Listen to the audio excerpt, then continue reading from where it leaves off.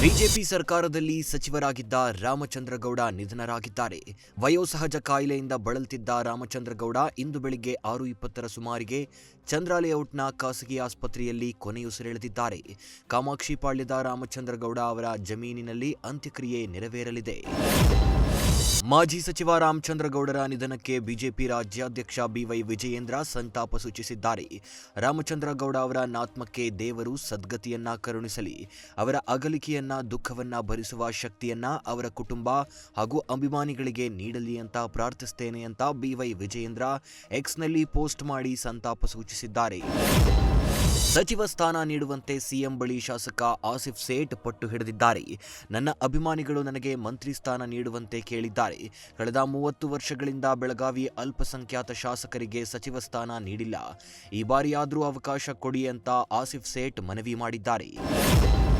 ರಾಜ್ಯದಲ್ಲಿ ಎಸ್ಐಆರ್ ಪ್ರಕ್ರಿಯೆ ಜೊತೆಗೆ ಪಿಆರ್ಸಿ ಆರಂಭಿಸಿರುವ ಸರ್ಕಾರದ ನಡೆಯನ್ನ ಖಂಡಿಸಿ ಪ್ರತಿಭಟನೆ ಮಾಡಲು ಬಿಜೆಪಿ ರಾಜ್ಯಾಧ್ಯಕ್ಷ ಬಿವೈ ವಿಜಯೇಂದ್ರ ಪ್ಲಾನ್ ರೂಪಿಸಿದ್ದಾರೆ. ಬುಧವಾರ ಬೆಂಗಳೂರಿನ ಫ್ರೀಡಂ ಪಾರ್ಕ್ನಲ್ಲಿ ಹೋರಾಟ ಮಾಡ್ತೇವೆ ಅಂತ ರಾಜ್ಯ ಸರ್ಕಾರಕ್ಕೆ ಎಚ್ಚರಿಕೆ ನೀಡಿದ್ದಾರೆ. ಬಿಡದಿಯಲ್ಲಿ ಜೆಎಂಸಿ ಸರ್ವೆಗೆ ಅಡ್ಡಿಪಡಿಸಿ ಅಧಿಕಾರಿಗಳ ಮೇಲೆ ಹಲ್ಲೆ ಮಾಡಿದ್ದ ರೈತರ ಮೇಲೆ ಎಫ್ಐಆರ್ ದಾಖಲಾಗಿದೆ.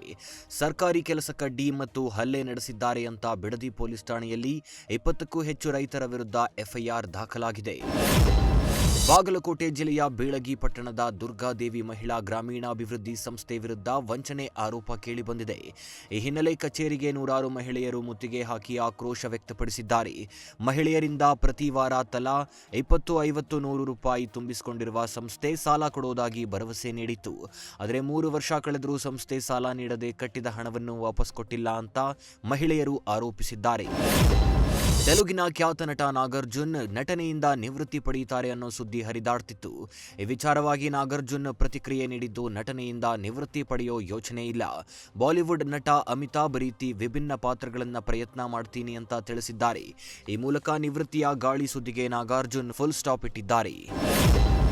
ಧನುಷ್ ನಟನೆಯ ಓಂ ಸಿನಿಮಾದ ಚಿತ್ರೀಕರಣ ಕೊನೆಯ ಹಂತಕ್ಕೆ ತಲುಪಿದೆ. ಸದ್ಯಕ್ಕೆ ಮಲೇಷ್ಯಾದಲ್ಲಿ ಚಿತ್ರದ ಚಿತ್ರೀಕರಣ ನಡೆಯುತ್ತಿದ್ದು, ಧನುಷ್ ಮತ್ತು ಮಮ್ಮುಟಿ ಇಬ್ಬರೂ ಶೂಟಿಂಗ್ನಲ್ಲಿ ಭಾಗಿಯಾಗಿದ್ದಾರೆ. ಧನುಷ್ ಮತ್ತು ಮಮ್ಮುಟಿ ಇಬ್ಬರು ಮಲೇಷ್ಯಾದಲ್ಲಿ ಓಡಾಡ್ತಿರೋ ವಿಡಿಯೋ ಸೋಷಿಯಲ್ ಮೀಡಿಯಾದಲ್ಲಿ ವೈರಲ್ ಆಗಿದೆ. ಓಂ ಸಿನಿಮಾದ ಮೇಲೆ ಸಾಕಷ್ಟು ನಿರೀಕ್ಷೆಗಳಿದ್ದು, ಧನುಷ್ ಮಮ್ಮುಟಿ ಕಾಂಬಿನೇಷನ್ ನೋಡಲು ಸಿನಿ ಪ್ರೇಕ್ಷಕರು ಕಾತುರದಲ್ಲಿದ್ದಾರೆ. ಹಿರಿಯ ನಟಿ ತಾರಾ ಮನೆಗೆ ತಮಿಳಿನ ಜನಪ್ರಿಯ ನಟಿಯರಾದ ಮೀನಾ ಮತ್ತು ಸಾಂಗವಿ ಭೇಟಿ ಕೊಟ್ಟಿದ್ದಾರೆ.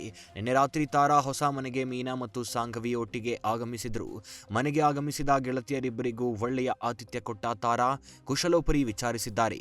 ಸಾಂಗವಿ ಮೂಲತಃ ಮೈಸೂರಿನವರಾಗಿದ್ದು ಸದ್ಯ ಚೆನ್ನೈನಲ್ಲಿ ವಾಸವಾಗಿದ್ದಾರೆ. ಮೀನಾ ಆಗಿಂದಾಗೆ ಬೆಂಗಳೂರಿಗೆ ಭೇಟಿ ನೀಡುತ್ತಿರ್ತಾರೆ.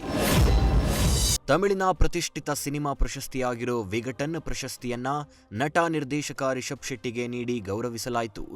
2025ನೇ ಸಾಲಿನ ಸೌತ್ ಇಂಡಿಯಾ ಐಕಾನ್ ಪ್ರಶಸ್ತಿಯನ್ನ ರಿಷಬ್ ಸ್ವೀಕರಿಸಿದ್ರು.